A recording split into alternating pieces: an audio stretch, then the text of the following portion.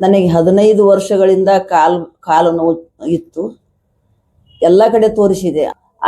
ಕೈ ಕಾಲು ಮಂಡಿ ನೋವು ಭಾಳ ಅದ, ನನಗೆ ಆಗುದಿಲ್ಲ, ನನಗೆ ತ್ರಾಸ ಭಾಳ ಇದೆ. ಅವ್ರು ಹೆಂಗ್ ಹೇಳ್ತಾರ ಹಂಗ ನಾ ಕೇಳಿವಿ. ನನಗೆ 100ಕ್ಕೆ 90% ನಾ ಪೂರ್ತಿ ಆರಾಮಾಗಿನಿ.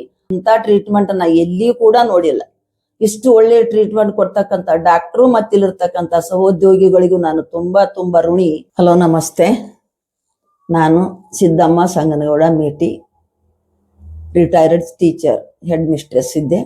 ಯಾರಾದರೂ ಹಂಗ ಪ್ರಸಿದ್ಧ ಡಾಕ್ಟರ್ ಇದ್ರೆ ಅವ್ರ ಕಡೆ ಕರ್ಕೊಂಡು ಹೋಗಂದಾಗ ಈ IDV ಅಂದ್ರೆ ಡಾಕ್ಟರ್ ಅಜಯ್ ಕುಮಾರ ವಸ್ತ್ರದವರು ಹೆಸರು ಹೇಳಿದ ತಕ್ಷಣ ನಮ್ಮ ಮಗ ಇಲ್ಲಿ ಕರ್ಕೊಂಬಂದ್ರು. ಲಾಸ್ಟಿಗೆ ಭಾಳಷ್ಟು ನನಗೆ ಆರಾಮ ಅನಿಸ್ತು. ಎಲ್ಲಿ ಹೋದ್ರೂ ಕೂಡ ನನಗೆ ಆರಾಮ ಅನಿಸಿದ್ದಿಲ್ಲ. ಘಟಪ್ರಭಾ, ಬೆಂಗಳೂರು ಕಡೆ ಎಲ್ಲ ತಿರುಗಾಡಿ ಬಂದೆ. ಆಯುರ್ವೇದ ಔಷಧನೂ ಕೂಡ ತಗೊಂಡಿದ್ದೆ. ಆದ್ರೂ ನನಗೆ ಅದರಿಂದ ಯಾವುದೇ ಪರಿಣಾಮ ಆಗ್ಲಿಲ್ಲ. ನನ್ನ ಜೀವನದಲ್ಲಿ ನಾನು ಬೇಸತ್ತಿ ಹೀಗೆ ಆದ್ರೆ ಹ್ಯಾಂಗ ಮುಂದೆ ನನಗೀಗ 79 ವರ್ಷ ಮುಗಿದು 80ರ ಕಾಲಿಟ್ಟಿ ನಾನು. ಆದ್ರೂ ಕೂಡ ಬಹಳ ಲವಲವಿಕೆಯಿಂದ ಇರ್ತಿದ್ದೆ. ನಾನು ಇಷ್ಟು ನೋವು ಇಟ್ಕೊಂಡ್ರು ಕೂಡ ನಾನು ಲವಲವಿಕೆಯಿಂದ ಇರ್ತಿದ್ದೆ. ರಾತ್ರಿ ನಿದ್ದೆ ಆಗ್ತಿದ್ದಿಲ್ಲ. ಒಂದ್ ದಿವಸ ಮಲ್ಕೊಳ್ಳೋದು, ಒಂದ್ ದಿವಸ ಇಡೀ ದಿವಸ ರಾತ್ರಿ ಎದ್ದು ಕೂಡೋದು. ಹೀಗಾದಾಗ ನನ್ನ ಜೀವನೇ ನನಗೆ ಬೇಜಾರಾಗಿ ನನ್ನ ಮಗಗೆ ಹೇಳಿದಾಗ ಇಲ್ಲಿಗೆ IDV ಆಯುರ್ವೇದ ದವಾಖಾನೆ ಕರ್ಕೊಂಬಂದಿಂದ ಕೆಲಸದವ್ರಿಗೂ ಕೂಡ ನನಗೆ ಹೆಂಗ ಮನೆಯಲ್ಲಿ ಇರ್ತಕ್ಕಂಥ ಮಕ್ಕಳು ನನಗೆ ಮಾಡ್ಲಿಲ್ಲ. ಯಾಕಂದ್ರೆ ಎಲ್ಲರೂ ಅವ್ರ ನೌಕರಿ ಮೇಲೆ ಡ್ಯೂಟಿ ಮೇಲೆ ಹೋಗ್ಬಿಡೋರು. ನಾ ಒಬ್ಬರೇ ಇರಕ್ಕೆ ಮನ್ಯಾಗ. ನನಗೆ ಅವ್ರ ಜೋಡಿ ನನ್ಗೆ ಅಷ್ಟು ಮನಸ್ಸಿಗೆ ಸಮಂಜಸ ಆಗ್ಲಿಲ್ಲ, ಆರಾಮ್ ಅನಿಸ್ತಿಲ್ಲ. ಇಲ್ಲಿ ಬಂದ ನಂತರ ಇವ್ರು ಮೂವರು, ಲಕ್ಷ್ಮಿ, ಸಾವಿತ್ರಿ ಮತ್ತು ಇಲಿಯಾಸ್ ಅಂತೂ ಸಣ್ಣ ಮಗ ಇದ್ದಂಗ ನನ್ಗವ. ಅಷ್ಟು ನನ್ನ ಜೊತೆಗಿರವ. ಸಾವಿತ್ರಿ ಮತ್ತು ಲಕ್ಷ್ಮಿ ಇಬ್ರು ನನಗಿಬ್ರು ಹೆಣ್ಮಕ್ಳು. ಅವ್ರದನ ನೆನಪಾರಿ ಇವ್ರನ್ನ ನಾ ಅಂತ ತಿಳ್ಕೊಂಡೆ ನಾನು.